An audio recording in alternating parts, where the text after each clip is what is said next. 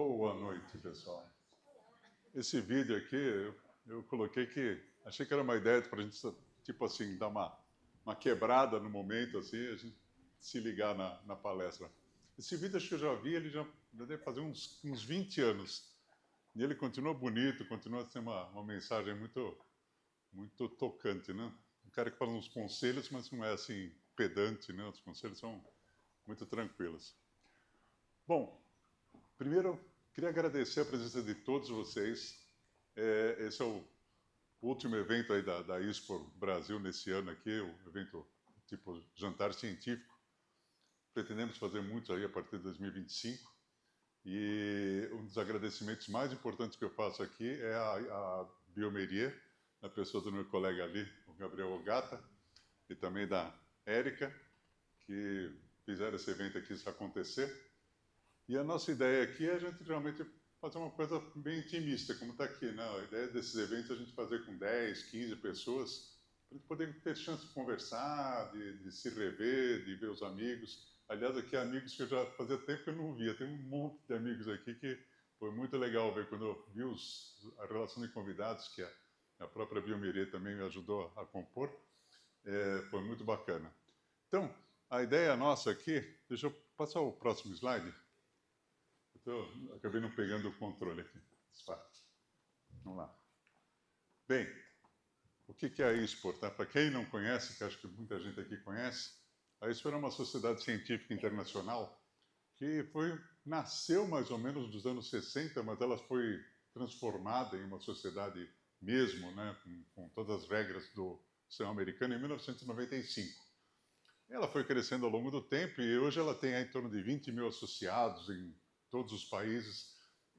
Tem vários capítulos regionais, eles chamam de capítulos, né? Não são afiliadas que não têm vínculo formal. Umas poucas têm, mas o caso do Brasil, por exemplo, nós temos um vínculo, nós temos um contrato com eles para que a gente possa utilizar o nome, para que a gente siga as regras que eles determinam, especialmente as regras éticas e a forma, até a forma como a gente deve constituir o grupo.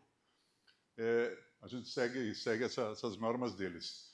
E ela é realmente uma sociedade, se vocês depois um dia tiverem curiosidade de acessar o site da Expo Internacional, eles têm dezenas, praticamente centenas de diretrizes, sugestões a respeito de como se deve fazer estudos farmacoeconômicos, estudos sobre dados em mundo real, estudos sobre novos modelos de remuneração, todos eles feitos por professores que são dados muito legais, são muito bem formulados. Tá? Então, também é uma organização sem fins lucrativos, né? E nós aqui do Brasil, nós estamos na seguinte situação. Nós somos fundados em 2006, hoje nós temos 195 membros ativos, né? 195 associados ativos, e tem 2.700 num cadastro que a gente tem mandado, mas nem todas as pessoas estão respondendo. Então acho que a gente pode dizer que realmente que de fato a gente tem no nosso portfólio são 195 pessoas. E por coincidência foi fundado em 1995, né? Opa, eu disfarço aqui. Foi fundado em 2006, eu esqueci, eu não apaguei a última linha aqui. Nós já fizemos 8 congressos brasileiros e uma série de eventos locais, participação inclusive em discussões lá com o Conitec, Citec em Brasília, com a ANS.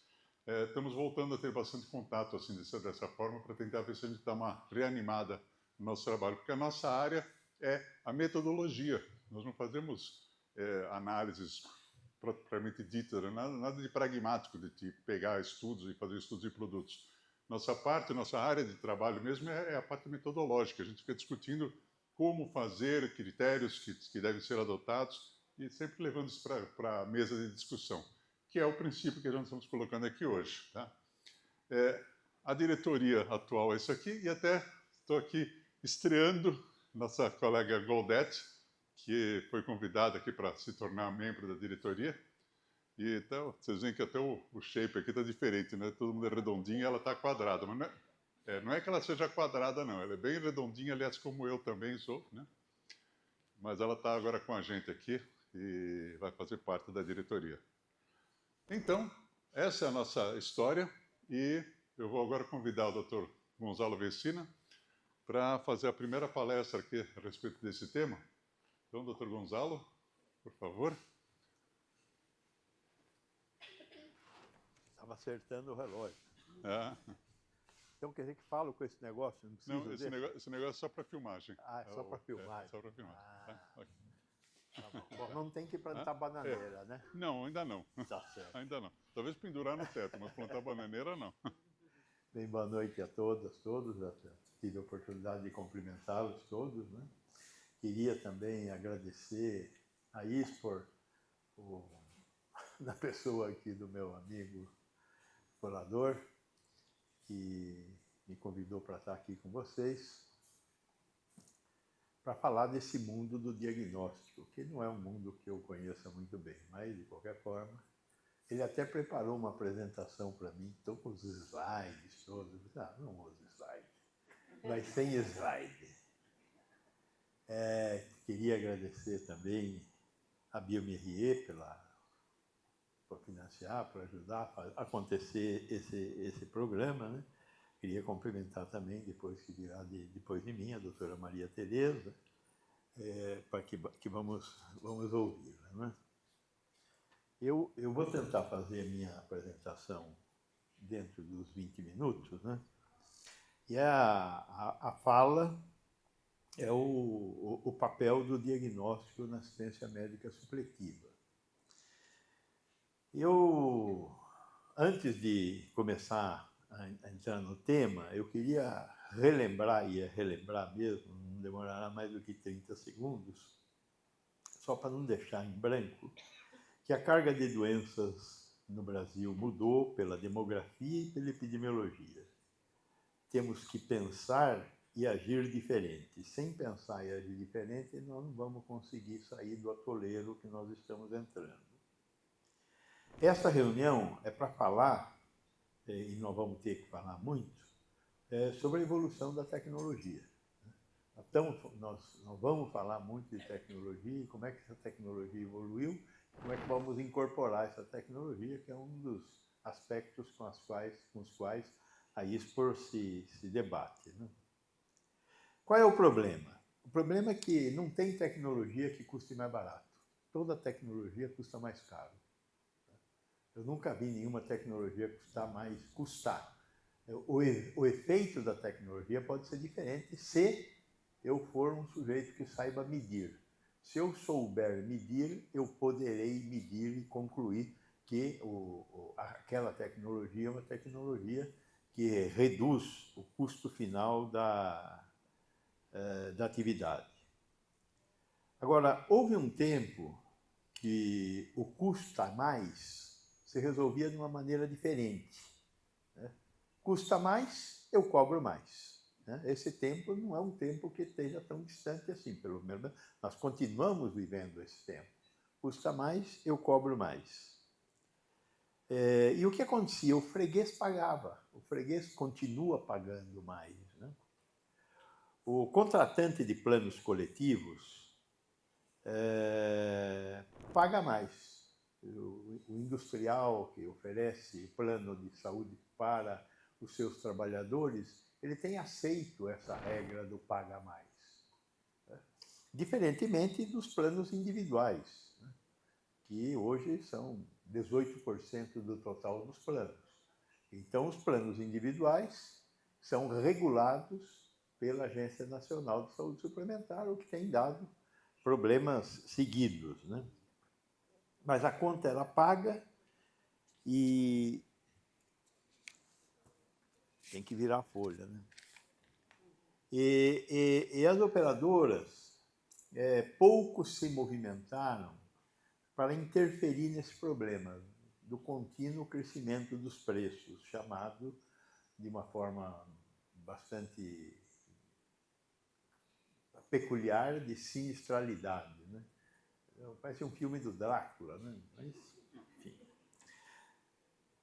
Algumas operadoras, já há mais tempo, né, eu acho que a medicina de grupo surgiu no Brasil fazendo verticalização lá no final da década de 50, mas muitas começaram a se verticalizar, começaram a pressionar os prestadores para que os prestadores consumissem menos, mas os prestadores são remunerados na medida em que eles consomem mais, né? O fee for service não é outra coisa. Então é uma equação que nunca fecha, porque você é estimulado a consumir mais e ao consumir mais recebe mais, mas as operadoras querem que você consuma menos. E para isso elas começam a usar. Nos últimos 2 anos foi uma coisa muito mais complexa, porque elas diminuíram o pagamento e atrasaram esse pagamento. Então você tem uma glosa, a glosa histórica do setor, que era de 3%, hoje ela está chegando a 10%. Em boas instituições, porque nas instituições mais frágeis isso está maior ainda. E o atraso no pagamento, que é um atraso de pagamento acima de 90 dias. É isso que gerou alguma chance de substituir o caixa perdido pelas operadoras em 2020 e 2021. 2022 começou no final uma recuperação, 2023 aparentemente houve uma recuperação, 2024, primeiro semestre foi positivo. Vamos ver o que vai acontecer no segundo, né? Mas de qualquer forma, houve alguma reação, né? E os prestadores? Os prestadores, por outro lado, então falei um pouco do comprador de seguros. Do outro lado, nós temos o prestador de serviços de saúde, que é uma questão bastante importante de observar o que está acontecendo com os prestadores. Há mais ou menos 20 anos, eu falo disso com a boca cheia, porque eu vivi isso, né? Eu assumi o Hospital Sírio-Libanês em 2007 como superintendente do Sírio-Libanês. Há mais ou menos esses 20 anos, nós começamos um movimento de expansão. Em todas as grandes capitais brasileiras, nós fizemos um movimento que criou um importante aumento de oferta. Se a gente olhar para o município de São Paulo, o que aconteceu com os grandes hospitais, todos os grandes hospitais praticamente duplicaram de tamanho. Além do aparecimento de novos players, né, como a Redditor, né, a rede da Mil, enfim, essas outras redes verticalizadas ou não, né? Mas houve um aumento da oferta. As doenças que consomem mais tecnologias, que são mais caras, houve um aumento grande de oferta.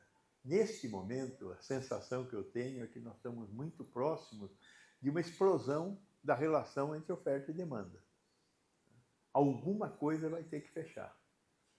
Eu acho que nós estamos próximos de uma insolvência de um dos lados. Até agora, essa insolvência não se manifestou, mas há um número muito grande de oferta de serviços. A consequência está sendo essa. Neste momento, de acordo com os dados da ANS, nós estamos internando quase 20% da população beneficiária de planos de saúde. Só para ter uma ideia, a Inglaterra interna 10%. Então, de onde vem esses 20%? E com uma média de permanência relativamente baixa, em torno de 4 dias, 3 a 4 dias. Então, é um fluxo muito rápido desses pacientes. E é lógico que os primeiros 2, 3 dias é o momento do fee for service, em que se gasta muito. Depois cai o gasto, né? Então é o momento de dar alta. Essas condições são condições suicidas para esse modelo que nós estamos vivendo aí, né? O crescimento deve estancar, né? Nós não conseguimos, agora estamos conseguindo passar dos 51 milhões de beneficiários, mas demorou muito para sair dos 50 milhões. E eu acho que a velocidade que nós temos tido para crescer além dos 51 não indica que a gente vai crescer muito além dos 51. Eu acho que não vai haver esse crescimento. Então, esse aumento de oferta, junto com uma estagnação da demanda em número de pacientes, vai criar um problema, não sei até que ponto, insolúvel, né? Tem um pedaço disso que é a judicialização. A judicialização, por outro lado, recebeu um golpe, a meu juízo, mortal com a súmula 61. A súmula 61, ela tem grande capacidade de abater a sanha judicializante, principalmente a sanha que parte da caneta do médico. Temos outros caminhos, mas a sanha da prescrição médica provavelmente vai ser melhor controlada. Vamos ver, né? O brasileiro é muito criativo, então vá que cria alguma solução, né? Eu não consigo enxergar a solução para a súmula 61. Foi muito bem escrita, eu li a súmula inteira, as 90 páginas da súmula, eu acho que não tem saída, né? Então, o que fazer? A pergunta para terminar aqui. Tem que organizar a oferta, não tem jeito.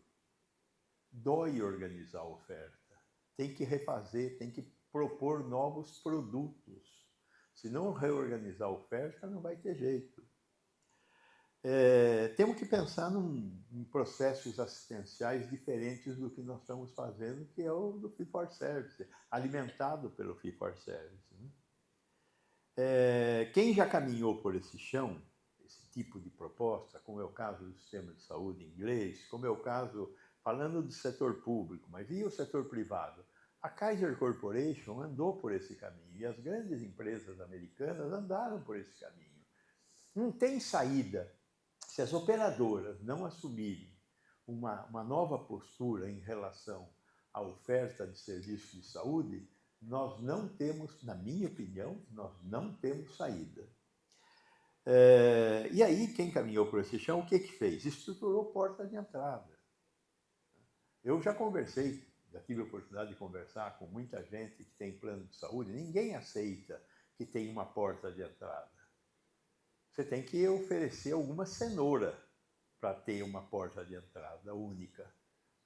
Eu me lembro, quando nós implantamos no Sírio-Libanês um projeto semelhante, nós oferecemos uma porta de uma cenoura. Qual era a cenoura? Quem tiver uma doença grave vai ser tratada no Sírio. A cenoura era essa. E aí as pessoas naturalmente foram migrando para o modelo que nós estávamos oferecendo, junto com o Bradesco, na época, não sei como é que está hoje, mas tinha uma parte que era Bradesco e a parte que era o Sírio, com um projeto assistencial que tinha porta de entrada.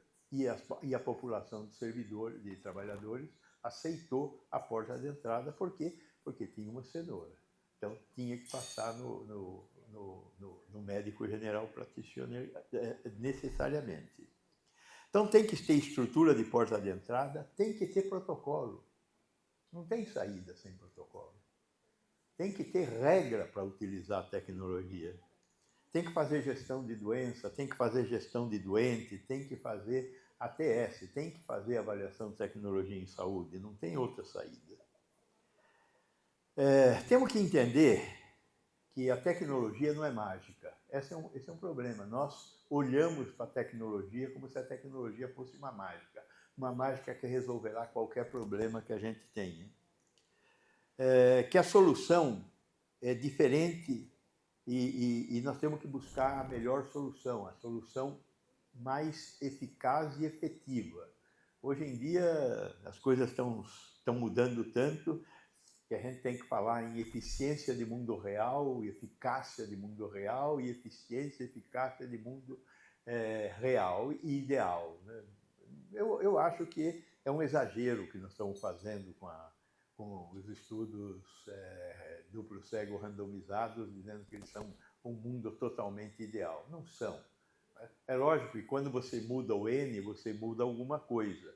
Então, quando eu saio de uma pesquisa duplo cego randomizado e vou para o mundo, eu vou estar expondo a um tamanho de amostra diferente. E aí eu vou ver coisas que eu não via. Isso é o mundo real? Tá bom, é o mundo real. Mas nós temos que pensar como é que a gente vai aprender a medir. Porque sem medir, nós não vamos conseguir melhorar a nossa capacidade de oferecer protocolos. O desprezo de medir vem da sua não necessidade. Por que não é necessário medir? Porque pagam a conta. Então, como pagam a conta, não precisa medir. Essa é a diferença. E agora, o pagador da conta original, quem é o pagador da conta? O comprador de planos de saúde, que é o patrão, o empregador. Esse cara está começando, como aconteceu nos Estados Unidos, a chiar. Então, vamos ver se isso acontece aqui também. É lógico que o comprador de planos de saúde tem que entender que ele está entregando saúde, não um benefício trabalhista. O mundo está mudando, vamos ver o que vai acontecer e como é que esses movimentos vão ocorrer. É importante a gente lembrar que quem começar a se movimentar primeiro terá a vantagem de chegar na frente. De qualquer forma, nós temos que medir e construir esse caminho. Quais são as tarefas a serem realizadas? Pelas operadoras, desenhar produtos que seus clientes aceitem. Não existe mais acesso livre, mas em compensação vamos ter. Como é que a gente vai vender? Saúde. Mas é o que nós vamos ter, saúde em vez do que nós estamos oferecendo hoje. Qual é o valor de um check-up? Não tem em nenhum lugar da literatura mundial qualquer coisa que diga que um check-up vale qualquer merda. Não vale. Mas nós continuamos fazendo check-up. Sem nenhuma justificativa técnica para fazer check-up. Não resiste a nenhum tipo de análise no check-up. O prestador. O prestador está com excesso de oferta. Nós vamos ter que diminuir essa oferta. Vamos ver que prestadores vão aprender a medir. Os prestadores, os grandes prestadores, fizeram um investimento importante, por exemplo, em certificação. A certificação melhorou a assistência prestada por estes prestadores? Não tenho a menor dúvida de que melhorou. Segurança é um negócio fundamental na assistência à saúde hoje em dia. E custa mais fazer. Vale a pena ter certificação. E os produtores de insumos? O que os produtores de insumos têm que fazer? Aqui é mais complicado, porque se nós temos problemas nas operadoras e nos prestadores, nós temos problemas também nos provedores de insumos. Na área de medicamentos, um pouco menos, mas na área de medical devices, muito mais, nós temos redes absolutamente insustentáveis de suprimento de materiais. O exemplo é a farmácia. Nós temos 90 mil farmácias no Brasil e quando você vê os sites que falam de farmácia, eles estão satisfeitíssimos porque é o negócio que mais se abre no Brasil, é farmácia. É como se o pagamento do que está dentro da farmácia fosse Deus que fizesse. A grande maioria das farmácias de pequeno e médio porte no Brasil são abastecidas 2 vezes ao dia. Isso custa. Tem um custo. Quem paga esse custo? O consumidor final. A mesma coisa nós temos na área de medical devices. Nós temos uma rede de distribuição que chega em qualquer lugar do país. E não é qualquer lugar do país que tem capacidade de usar os devices que estão sendo oferecidos. E não é qualquer lugar do país que tem a capacidade de usar as tecnologias que estão sendo oferecidas para fazer assistência à saúde e diagnóstico. Tem lugares do país que não serão capazes de utilizar o diagnóstico. E nós não temos uma regulação do Estado em relação a onde essas tecnologias podem ser utilizadas. Eu lembro sempre de uma fala do Eugênio Vilaça Mendes, que ele diz que qualquer equipe cirúrgica que faça menos de 200 procedimentos na área da cirurgia cardíaca, menos de 200 procedimentos por ano, mata mais do que salva. Bom, então não pode ter equipe de cirurgia cardíaca em qualquer esquina. E não pode ter gente consumindo prótese de joelho, prótese de quadril em qualquer lugar. Essa é uma questão que nós vamos ter que enfrentar e não tem nenhum caminho aberto até o momento. É verdade que não existe nenhum compromisso por parte das grandes empresas que entregam tecnologia na forma de devices. E esta é uma questão que precisa vir à tona e ser discutida. Quem vai fazer essa discussão? Quem vai tentar criar um caminho da regulação dessa distribuição de equipamentos? Isso já foi visto muitas vezes. Qual é o custo dos devices aqui no Brasil? O custo de um stent no Brasil é 3 vezes o custo de um stent nos Estados Unidos. Por causa da cadeia. A cadeia é muito longa, porque tem que ter stent no Brasil inteiro. Então, temos que discutir essa questão. Alguém tem que pagar essa conta e alguém tem que pensar em reconstruir essa cadeia.